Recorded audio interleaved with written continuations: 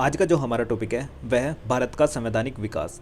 भारत के संवैधानिक विकास से संबंधित जितने भी महत्वपूर्ण प्रश्न होंगे हम उन सभी को डिस्कस कर रहे हैं। ये सभी क्वेश्चन वो क्वेश्चंस हैं जो प्रीवियस ईयर के क्वेश्चन में आ चुके हैं या फिर इनकी आने की संभावना है। तो चलिए डिस्कस करते हैं। और ये 3rd नंबर का वीडियो है, इससे पहले 2 वीडियो बन चुके हैं, आप उनको जाकर देख लीजिए। क्वेश्चन नंबर 16, निम्नलिखित में से कौन संविधान प्रारूप समिति के सदस्य नहीं थे? मैं सीधे आंसर पर जा रहा हूँ। इसका आंसर होगा ए, यानी कि जो जेबी कृपलानी थे और सरदार पटेल थे वो इसके सदस्य नहीं थे।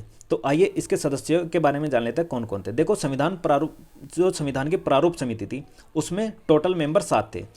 ये देखिए यहाँ पर टोटल सदस्यों की संख्या कितनी थी? 7 थी। यहाँ पे 6 लिखा है, 6 सदस्य शामिल थे और एक थे डॉक्टर भीमराव अंबेडकर। डॉक्टर भीमराव अंबेडकर क्या थे? संविधान की प्रारूप समिति के अध्यक्ष थे, यानी कि इसके अलावा लिखा है देखो, यानी कि 6 एरे और 1 एरा, तो 7 मेंबर टोटल थे प्रारूप समिति में।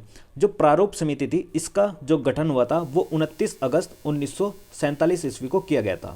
29 अगस्त 1947 ईस्वी को किया गया था। देखो, जो टीटी कृष्णामाचारी है, जो ये टीटी कृष्णामाचारी आए थे, सबसे पहले इसके मेंबर थे डीपी खेतान। डीपी खेतान की मृत्यु हो जाती है, उनके बाद में स्थान पर आ जाते हैं टीटी कृष्णामाचारी। एन गोपाल स्वामी अय्यर, अल्लादी कृष्ण स्वामी अय्यर, ये तीनों के तीनों व्यक्ति यानी कि इस संविधान सभा के सदस्य थे। और जेबी कृपलानी व सरदार पटेल इसके सदस्य नहीं थे, इसलिए आंसर हुआ 1 व 2। इसके बाकी सदस्य कन्हैयालाल मुंशी, एन माधवराव। एन माधवराव का भी स्वास्थ्य खराब हो जाता है, जिसकी वजह से इनके स्थान पर BL मित्र नाम के व्यक्ति आ जाते हैं। एक है सैयद मोहम्मद सादुल्ला। एक बात आपको ध्यान रखनी है, बहुत ज़्यादा इंपॉर्टेंट है, जो KM मुंशी, कन्हैयालाल मणिकलाल मुंशी हैं, ये केवल एकमात्र एक ऐसे सदस्य थे जो संविधान की प्रारूप समिति में कांग्रेस पार्टी से थे। यानी कि कांग्रेस के सदस्य कौन थे? कन्हैयालाल मणिकलाल मुंशी। ठीक है, तो दोस्तों अब बात कर लेते हैं जेबी कृपलानी के बारे में। जो जेबी कृपलानी थे, जब भारत आज़ाद हुआ था 15 अगस्त 1947 को, उस समय पर देश की जो सबसे बड़ी पार्टी होती थी उससे पहले इंडियन नेशनल कांग्रेस होती थी। उसके बहुत सारे अधिवेशन होते थे। तो आज़ादी के समय पर जो अधिवेशन की अध्यक्षता की थी वो जेबी कृपलानी ने ही की थी। यानी कि जब पावर का ट्रांसफ़र ब्रिटेन से भारत के पास में हो रहा था, उसकी अध्यक्षता किसने की थी? जेबी कृपलानी ने। और ये जो जेबी कृपलानी है ये सुचेता कृपलानी के पति हैं। अब ये सुचेता कृपलानी कौन है? तो सुचेता कृपलानी भारत की पहली महिला मुख्यमंत्री है। यानी कि क्या है? सुचेता कृपलानी भारत की पहली महिला मुख्यमंत्री बनी थी। और दोस्तों ये जो मुख्यमंत्री बनी थी पहली, वह उत्तर प्रदेश की मुख्यमंत्री बनी थी। यानी कि उत्तर प्रदेश की जो मुख्यमंत्री बनी थी, महिला मुख्यमंत्री, वो भारत की पहली महिला मुख्यमंत्री बनी थी। किसकी वाइफ थी? जेबी कृपलानी की। अगर मैं ऑर्डर के हिसाब से बात करता हूँ, उत्तर प्रदेश की है 4th नंबर की CM बनी थी। ऑर्डर के हिसाब से कौन से नंबर की बनी थी? 4th नंबर की CM बनी थी। कौन? सुचेता कृपलानी। क्योंकि उस समय पर पहले जो थे वो थे गोविंद बल्लभ पंत। गोविंद बल्लभ पंत क्या थे? पहले थे। दूसरे संपूर्णानंद और तीसरे चंद्र बंधु गुप्ता थे। और 4th नंबर की जो बनी थी वो सुचेता कृपलानी थी। और इस समय पर उत्तर प्रदेश के जो CM हैं वो हैं योगी आदित्यनाथ, जिनकी जो संख्या है, ऑर्डर है, वो कौन सा है? 22वें नंबर के मुख्यमंत्री हैं। यानी कि सुचेता कृपलानी को याद रखना है, वो भारत की प्रथम महिला मुख्यमंत्री थी। अब बात कर लेते हैं सरदार वल्लभ भाई पटेल के बारे में। देखो, जो सरदार वल्लभ भाई पटेल है, इनकी याद में गुजरात के अंदर एक विश्व की सबसे ऊंची मूर्ति बनाई गई है, जिसका नाम है स्टैचू ऑफ यूनिटी। यानी कि स्टैचू ऑफ यूनिटी विश्व की सबसे ऊंची मूर्ति है, जिसकी ऊंचाई है 182 मीटर। और गुजरात के अंदर का जो एग्जैक्ट जगह पर है ये केवदिया में है। और केवदिया जो है वो नर्मदा नदी के तट पर स्टैचू ऑफ यूनिटी को बनाया गया है, केवदिया के अंतर्गत। केवदिया कहाँ पर पड़ता है? तो केवदिया गुजरात के अंतर पड़ता है। और इसकी हाइट कितनी है? 182 मीटर। फिर बात कर लेते हैं कि जो ये स्टैचू ऑफ यूनिटी बनाई गई है, ये जो स्टैचू ऑफ यूनिटी है, ये पंडित सरदार वल्लभ भाई पटेल की 141वीं बर्थ एनिवर्सरी पर बनाई गई है, जिसका उद्घाटन कब किया था नरेंद्र मोदी ने? 31 अक्टूबर 2018 को। यानी कि कब किया था इन्होंने इसका उद्घाटन? 31 अक्टूबर 2018 को। 31 अक्टूबर के दिन हम राष्ट्रीय एकता दिवस के रूप में इनका जन्मदिन को सेलिब्रेट करते हैं, राष्ट्रीय एकता दिवस के रूप में। अब बात करते हैं इसका जो टेंडर था, वो टेंडर जो स्टैचू ऑफ यूनिटी को बनाने का गया था, वो गया था लार्सन एंड टर्बो के पास में, जिसको बनाने में 2989 करोड़ की लागत लगी थी। अब जो इसके जो वास्तुकार थे, जो इसके स्कल्पटर थे, उनका नाम था राम वी सुतार। उनका नाम क्या था? राम वी सुतार, जो इसके वास्तुकार थे। फिर बात करते हैं जो सरदार वल्लभ भाई पटेल है, सरदार वल्लभ भाई पटेल को लौह पुरुष के नाम से भी जाना जाता है, यानी कि एक इनका टाइटल है। फिर इनको भारत का बिस्मार्क भी कहा जाता है। भारत का बिस्मार्क इनको इसलिए कहा जाता है, देखो जो बिस्मार्क थे वो एक इटली के व्यक्ति थे, मतलब इटली का उन्होंने क्या किया था, एकीकरण किया था। इटली को एकीकृत करने में बिस्मार्क का बहुत बड़ा योगदान रहा था। इसी तरीके से आप देखोगे जो सरदार वल्लभ भाई पटेल हैं, उन्होंने भारत के अंतर्गत 562 से भी ज़्यादा देसी रियासतों को एक भारत में मिलाया है। यानी कि आज कश्मीर से लेकर कन्याकुमारी या फिर गुजरात से लेकर आप अरुणाचल प्रदेश तक देखते हो, तो पूरे भारत को एकीकरण करने में किसका योगदान रहा है, सरदार वल्लभ भाई पटेल का। उन्होंने 562 से भी ज़्यादा देसी रियासतों को मिलाया है। अब इनकी एक उपाधि और है जो सरदार की है। जो सरदार की उपाधि इनको दी थी वो बारदोली की महिलाओं ने दी थी। देखो 1928 में क्या हुआ था, बारदोली एक जगह पड़ती है गुजरात के अंतर्गत, तो वहाँ पर जो किसान थे, किसानों को क्या गया था, मतलब कि टैक्स पे करने के लिए जो वहाँ की प्रांतीय सरकार थी, प्रांतीय सरकार ने क्या किया था, किसानों को लगान के लिए 22% तक की वृद्धि कर दी थी। और जो सरदार वल्लभ भाई पटेल थे, उन्होंने इस जो कर वृद्धि थी, कर वृद्धि का जमकर विरोध किया था। इसलिए उन्होंने क्या करा, बारदोली की महिला वहाँ से खुश हुई और उन्होंने उनको एक टाइटल दिया, यानी कि सरदार का टाइटल दिया। इसलिए इनको सरदार वल्लभ भाई पटेल के नाम से जाना जाता है। क्वेश्चन नंबर 17, सूची 1 को सूची 2 से सम्मिलित कीजिए। देखो सूची 1 में कुछ समितियों के नाम दिए गए हैं और वहीं सूची 2 में कुछ समितियों के अध्यक्ष के नाम दिए हैं। जो भी इसके साथ करेक्ट पेयर होगा आपको वो बताना है। देखो जो संचालन समिति थी, संचालन समिति का जो अध्यक्ष था वो थे डॉक्टर राजेंद्र प्रसाद। फिर है प्रांतीय संविधान समिति। देखो प्रांतीय संविधान समिति को थोड़ा सा कोरिलेट करके देखे देसी प्रांतों से, तो इसके आप देखोगे एक याद करने का थोड़ा सा तरीका है कि इसके कौन हो जाएंगे, सरदार वल्लभ भाई पटेल। वहीं संघीय संविधान समिति, जब कभी भी आप संघ शब्द को पाओगे तो उसका आंसर लगा देना एकदम से, पंडित जवाहरलाल नेहरू, संघ शब्द को देखते ही सार। फिर है ऑप्शन डी, मूल अधिकारों की उप समिति। जो मूल अधिकार थे उनकी उप समिति थी वो थे JB कृपलानी। तो मूल अधिकारों की उप समिति के कौन थे, JB कृपलानी।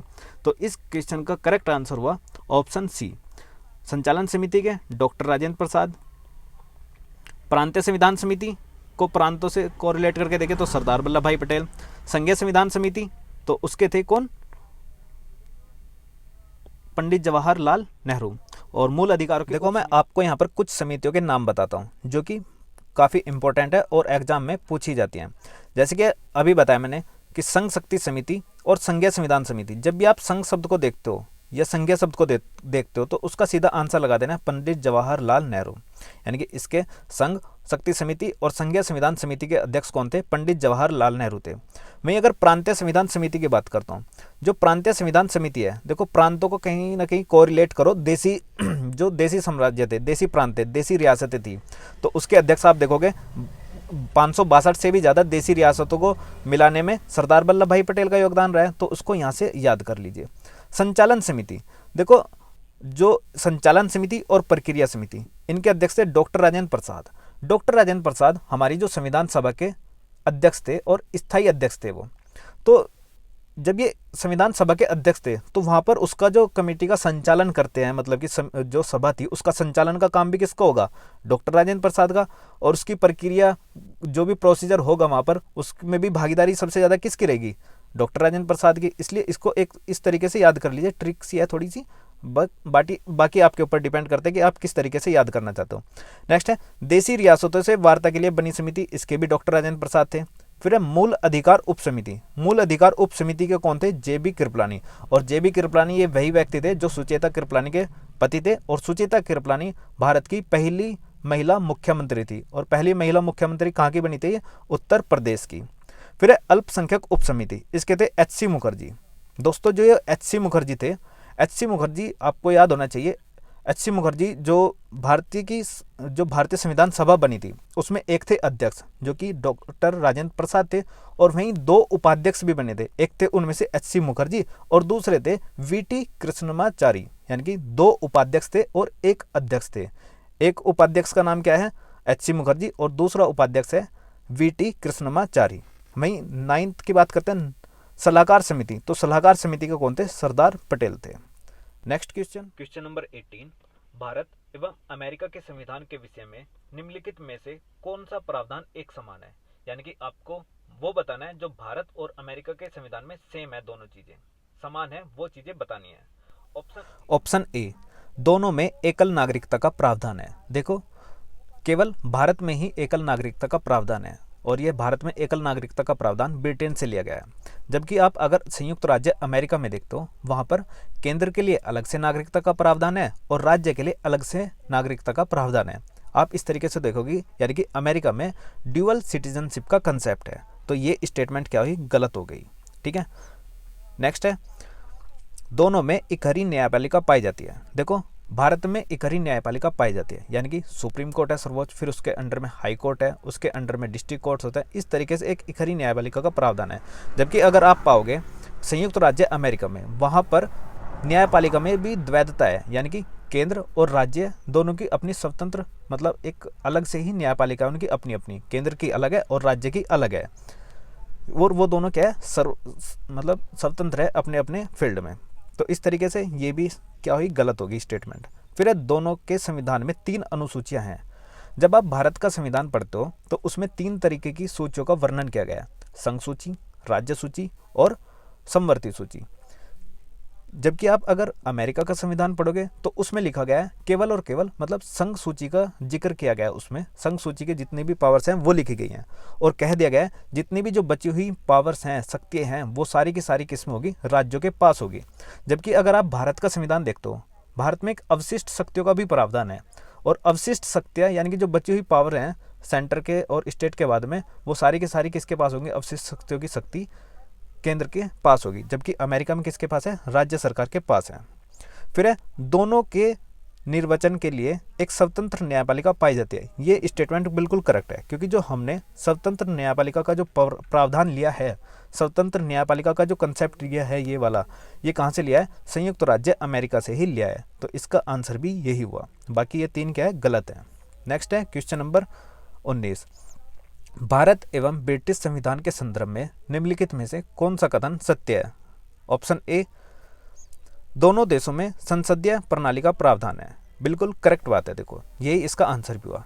आप देखोगे कि जो हमारा संविधान है उसमें जो संसदीय प्रणाली का प्रावधान लिया गया है वो ब्रिटेन से ही लिया गया है। फिर है ऑप्शन बी, दोनों देशों में एक स्वतंत्र न्यायपालिका का प्रावधान है। देखो, ये ऑप्शन क्या हो जाता है, गलत हो जाता है। क्यों गलत है, क्योंकि जब आप देखोगे जो स्वतंत्र न्यायपालिका का जो कंसेप्ट है ना, वो भारत और अमेरिका में देखने को मिलता है। हमने स्वतंत्र न्यायपालिका का कंसेप्ट अभी बताया, वो संयुक्त राज्य अमेरिका से लिया है। देखो, स्वतंत्र न्यायपालिका का अभाव है बिल्कुल कहाँ पर, ब्रिटेन के अंतर। क्यों है, क्योंकि अगर देखो भारत के कंपैरिजन में देखो, भारत और अमेरिका, अगर भारत के अंतर्गत पार्लियामेंट कोई एक ऐसा बिल पारित कर देती है जो कि जनता के हित के लिए नहीं है, या फिर वो मौलिक अधिकारों का हनन करता है, तो हमारी जो न्यायपालिका है वो उसका क्या कर सकती है, न्यायिक पुनर्विलोकन कर सकती है, यानी कि उसकी न्यायिक समीक्षा कर सकती है, जुडिशियल रिव्यू कर सकता है। अगर वह बिल हमारे जनता के हित के लिए है तो वह बिल बना रहेगा, यानी कि अगर वो हमारे मौलिक अधिकारों का हनन नहीं कर रहा है तो वो बिल जनता के हित में बना रहेगा। अगर कहीं ना कहीं वो जनता के हित के लिए नहीं बना, वो जनता के राइट्स को ख़त्म करता है, तो उसका सुप्रीम कोर्ट क्या कर सकता है, न्यायिक पुनर्विलोकन के द्वारा उसको ख़त्म कर सकता है। यानी कि आप देखोगे भारत में जो सर्वोच्चता देखी जाती है वो न्यायपालिका की है, यानी कि जुडिशरी जैसा देखेगी वो सर्वोच्च है, मतलब हमारे यहाँ पे जुडिशरी। जबकि आप देखोगे ब्रिटेन के अंतर्गत, ब्रिटेन में मतलब जो न्यायपालिका है, स्वतंत्र न्यायपालिका, इसका अभाव है। जो उनकी जो, जैसे हम यहाँ पर अपने देश के अंतर्गत न्यायपालिका में बिलीव करते हैं, ऐसे ही वो ब्रिटेन के लोग सबसे ज़्यादा जो बिलीव करते हैं वो वहाँ की पार्लियामेंट के ऊपर करते हैं, और पार्लियामेंट इसलिए वहाँ पर सबसे अधिक प्रभावशाली है। तो ये ऑप्शन क्या हुआ, गलत हुआ। और स्वतंत्र न्यायपालिका कहाँ कहाँ पर है, भारत में भी है और अमेरिका में भी है। और जो हमने अपने संविधान में स्वतंत्र न्यायपालिका का प्रावधान लिया है वो अमेरिका से ही लिया है। फिर है ऑप्शन सी, दोनों देशों ने संघात्मक व्यवस्था को अपनाया है। देखो, ये भी गलत है, क्योंकि जो ब्रिटेन है, ब्रिटेन ने संघात्मक व्यवस्था को न अपनाकर उन्होंने एकात्मक व्यवस्था को अपनाया। एकात्मक व्यवस्था को किसने अपनाया, ब्रिटेन ने। और हमने, और मतलब हमारे देश भारत ने, और जो संयुक्त राज्य अमेरिका है, यूएसए है, उन दोनों ने मिलकर किसको अपनाया, संघात्मक व्यवस्था को अपनाया। देखो, जहाँ संघात्मक व्यवस्था होती है उसके कुछ बेसिक फीचर्स होते हैं, जैसे कि वहाँ पर एक रिटन कॉन्स्टिट्यूशन होगा, या फिर पावर का सेपरेशन होता है। एक केंद्र के लिए, मतलब 2 तरीके की सरकार आपको देखने को मिलेगी, एक केंद्र के लिए और एक राज्य सरकार के लिए, यानी कि 2 स्तर की सरकारें आपको देखने को मिलती हैं संघात्मक व्यवस्था के स्ट्रक्चर में, वहीं वहाँ पर क्या होगा, एक संविधान की सर्वोच्चता होगी, जबकि एकात्मक व्यवस्था में अलिखित संविधान जैसी व्यवस्था आपको देखने को मिलेगी। वहाँ पर सबसे ज़्यादा जो सर्वोच्चता होगी वो पार्लियामेंट की होगी, यानी कि ये ऑप्शन भी क्या हुआ, गलत हो गया। ठीक है, अब है ऑप्शन नंबर डी, दोनों देशों के संविधान नम्य यानी कि लचीला है। देखो आप देखोगे जो भारत का संविधान है, भारत का संविधान कठोर एवं नम्य है, यानी कि दोनों तरीके के प्रावधान देखने को मिलते हैं, ये भी क्या हुआ, गलत। जबकि आप देखोगे ब्रिटेन का संविधान जो है वो लचीला है।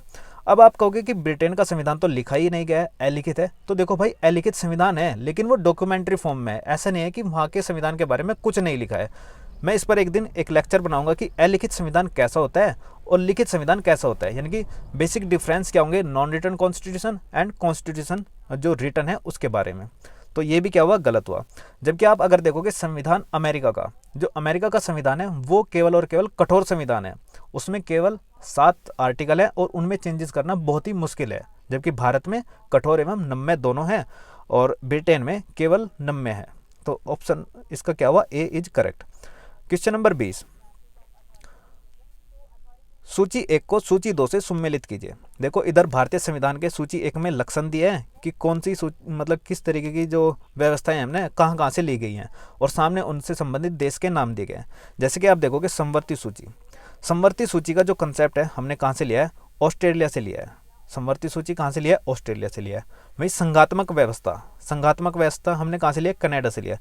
देखो संघात्मक व्यवस्था, जब आप संघ देखते हो तो संघ का थोड़ा सा मतलब देख लिया करो कि वो फेडरेशन की बात कर रहा है, कोफेडरेशन की बात कर रहा है या फिर यूनियन की बात कर रहे हैं। जो हमारा देश है भारत, हम जब संविधान का अनुच्छेद 1 पढ़ते हैं जिसमें लिखा गया है India that is Bharat shall be A union of state, क्या लिखा गया है, यूनियन ऑफ स्टेट, यानी कि भारत क्या है, राज्यों का संघ है।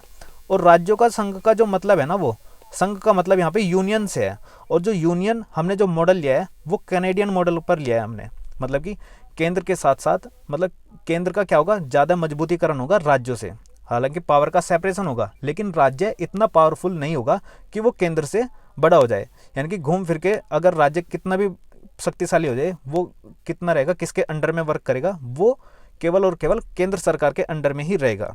यानी कि जो संघात्मक व्यवस्था का कंसेप्ट है वो हमने कहाँ से लिया है, कनाडा से लिया है। वहीं ऑप्शन सी, आपात उपबंध, जो इमरजेंसी का जो प्रोविजन है हमने कहाँ से लिया है, वो लिया है इमरजेंसी का प्रोविजन वो जर्मनी से लिया है। कहाँ से लिया है, जर्मनी से लिया है। फिर हम अब बात करते हैं मूल कर्तव्य की। देखो जो ये मूल कर्तव्य हैं ये रूस यानी कि पूर्व सोवियत संघ रूस से लिए गए हैं। पूर्व सोवियत संघ रूस को हम यूएसएसआर के नाम से जानते हैं। देखो जब हम हमारे देश, आपने देखा होगा कि जो हमारा मूल संविधान था उसमें मूल कर्तव्यों का जिक्र नहीं था। इनको 42वें संविधान संशोधन अधिनियम 1976 के द्वारा जोड़ा गया था। कब हुआ था 42वां संविधान संशोधन अधिनियम, 1976 में। और इसके लिए मूल कर्तव्यों के लिए एक समिति का गठन किया गया था जिसका नाम था सरदार स्वर्ण सिंह समिति। सरदार स्वर्ण सिंह समिति के आधार पर भारत के संविधान में 42वां संविधान संशोधन अधिनियम 1976 के द्वारा मूल कर्तव्यों को जोड़ा गया। जब इनको 1976 में जोड़ा गया था उस समय पर इनकी संख्या 10 थी, लेकिन आप देखोगे आज के समय पर इनकी संख्या 11 हो चुकी है। तो एक ऐड हुआ होगा कोई ना कोई, तो जो ऐड हुआ है एक नया मूल कर्तव्य आया है, इसको हमने 86 कॉन्स्टिट्यूशन अमेंडमेंट एक्ट 2002 यानी कि 86वां संविधान संशोधन अधिनियम 2002 के द्वारा जोड़ा है।